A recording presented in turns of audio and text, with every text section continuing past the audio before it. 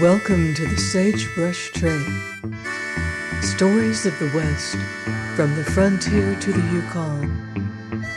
I'm Mardell, reading The Virginian by Owen Wister.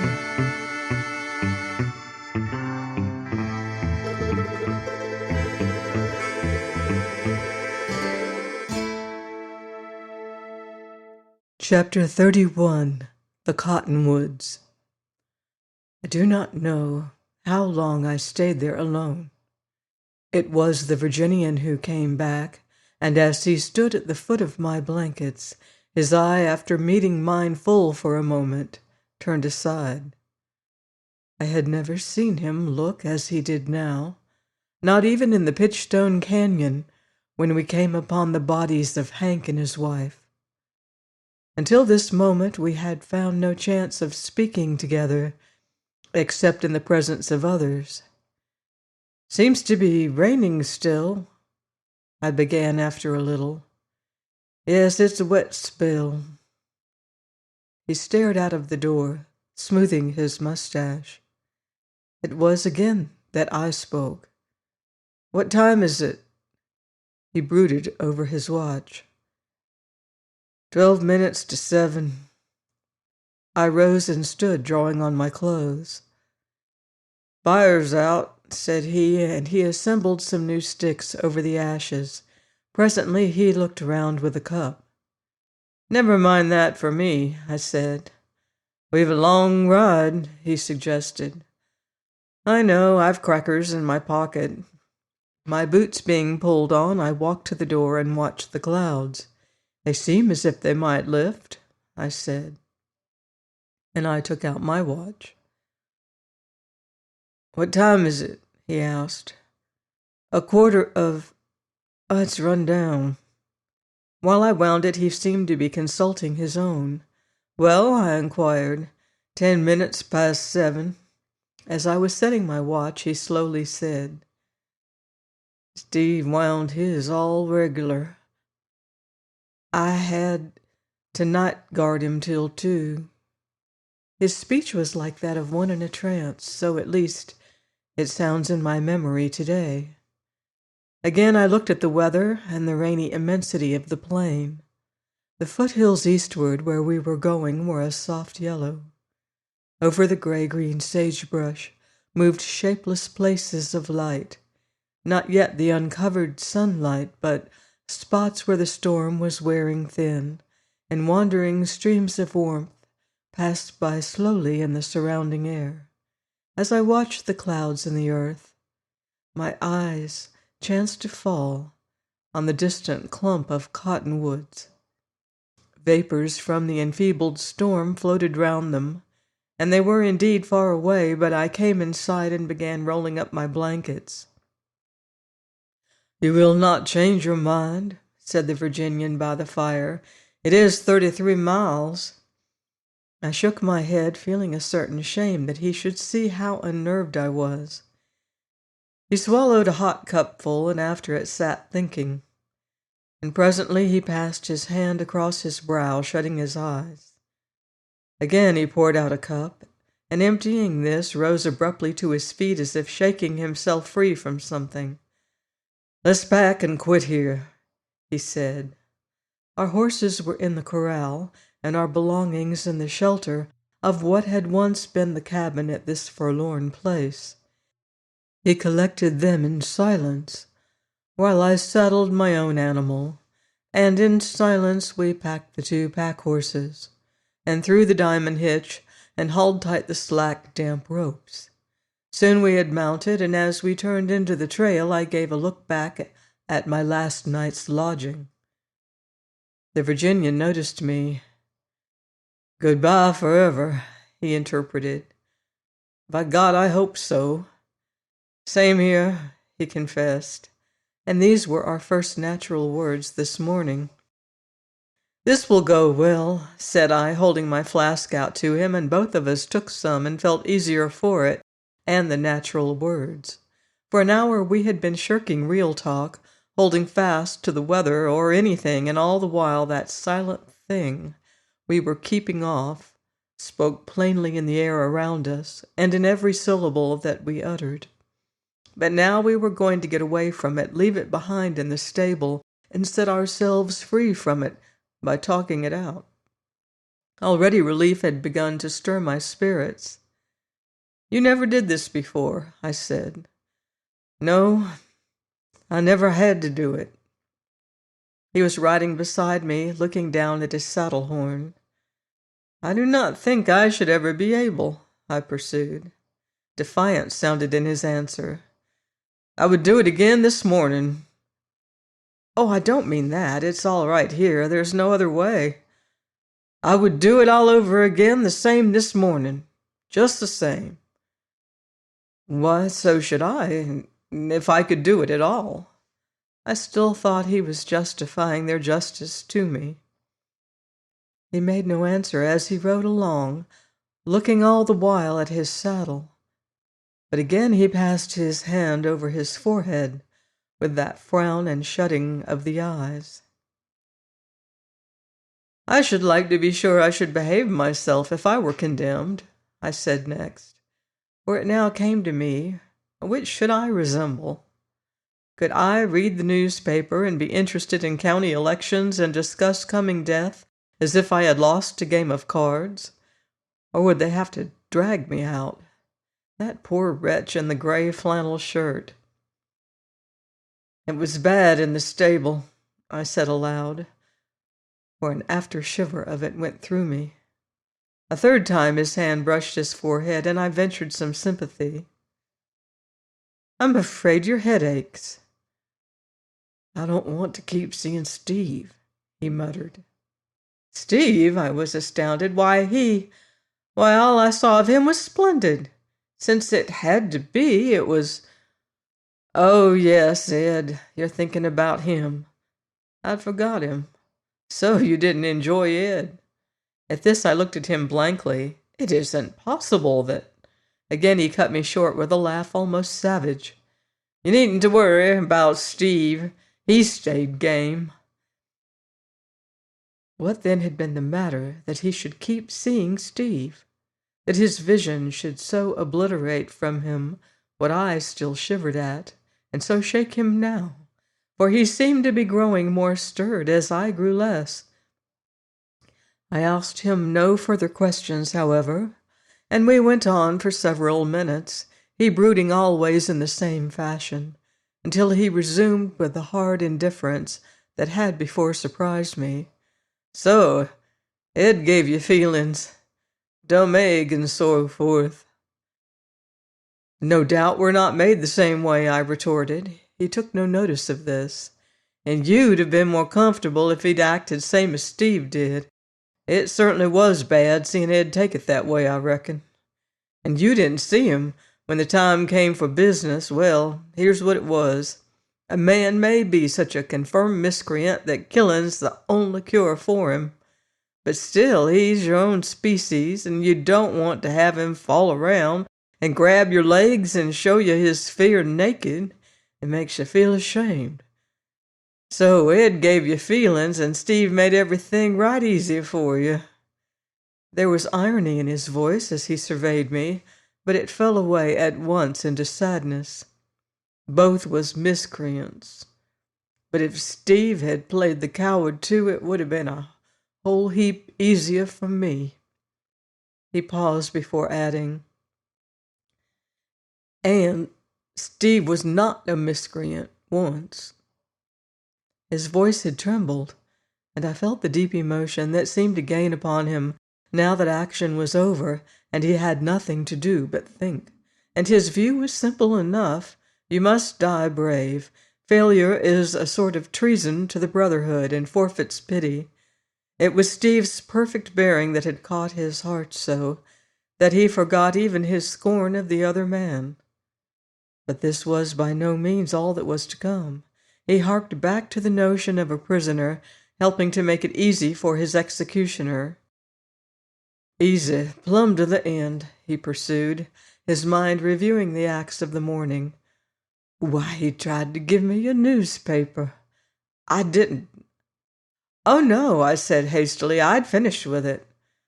Well, he took dying as naturally as he took living, like a man should, like I hope to. Again he looked at the pictures in his mind. No play acting or last words, he just told goodbye to the boys as we led his horse under the limb. You needn't look so dainty, he broke off. You ain't gonna get any more shocking particulars. I know I'm white-livered, I said with a species of laugh. I never crowd and stare when somebody's hurt in the street. I get away. He thought this over. You don't mean all of that. You'd not have spoken just that way about crowding and staring if you thought well of them that stare. Staring ain't courage, it's trashy curiosity. Now you did not have this thing. He had stretched out his hand to point, but it fell, and his utterance stopped, and he jerked his horse to a stand. My nerves sprang like a wire at his suddenness, and I looked where he was looking. There were the cottonwoods close in front of us. As we had traveled and talked, we had forgotten them. Now they were looming within 100 yards, and our trail lay straight through them. "Let's go round them," said the Virginian. When we had come back from our circuit into the trail, he continued, "You did not have that thing to do, but a man goes through with his responsibilities, and I reckon you could." "I hope so," I answered. "How about Ed?" "He was not a man, though we thought he was, till this. Steve and I started punching cattle together at the Bordeaux outfit, north of Cheyenne. We did everything together in those days, work and play. 6 years ago, Steve had many good points once. We must have gone 2 miles before he spoke again.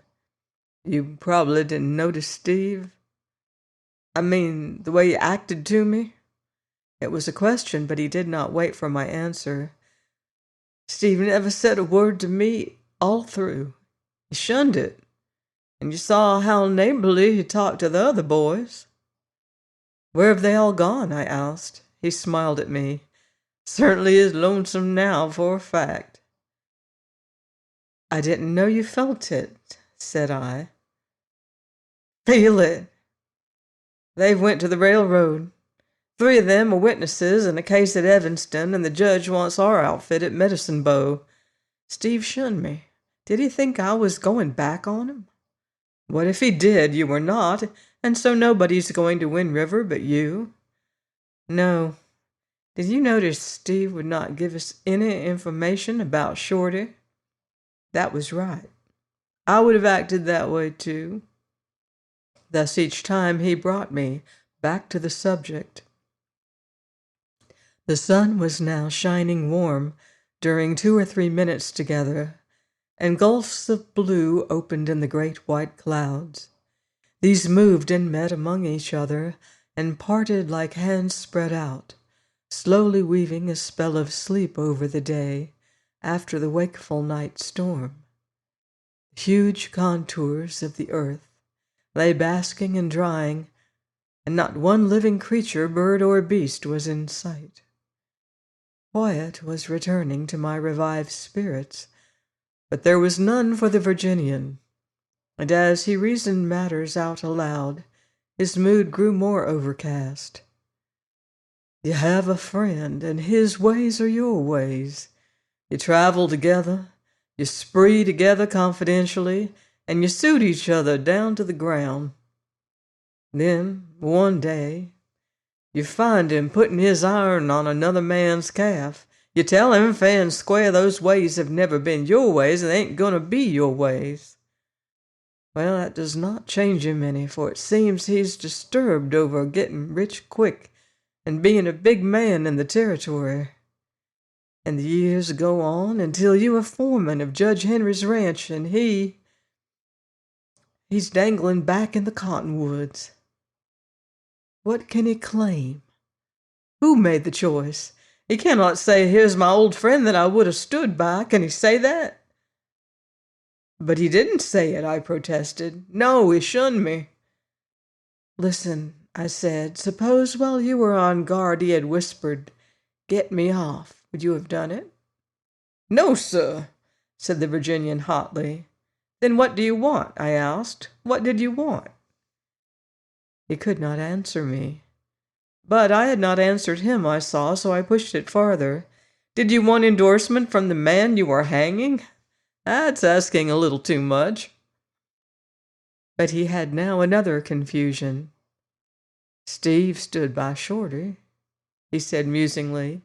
"It was Shorty's mistake cost him his life, but all the same, he didn't want us to catch." "You're mixing things," I interrupted. "I never heard you mix things before, and it was not Shorty's mistake." He showed momentary interest. "Whose then?" "The mistake of whoever took a fool into their enterprise." "That's correct. Well, Trampas took Shorty in, and Steve would not tell on him either." I still tried it, saying, "They were all in the same boat." But logic was useless. He had lost his bearings in a fog of sentiment. He knew passionately, that he had done right. But the silence of his old friend to him through those last hours left a sting that no reasoning could assuage.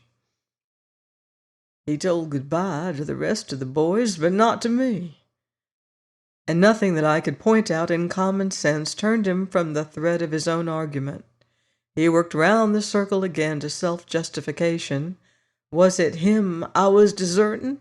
Was not the deserting done by him the day I spoke my mind about stealing calves? I've kept my ways the same. He's the one that took to new ones. The man I used to travel with is not the man back there.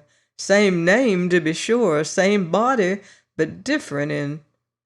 And yet he had the memory. You can't never change your memory. He gave a sob. It was the first I had ever heard from him. And before I knew what I was doing, I had reined my horse up to his and put my arm around his shoulders. I had no sooner touched him than he was utterly overcome.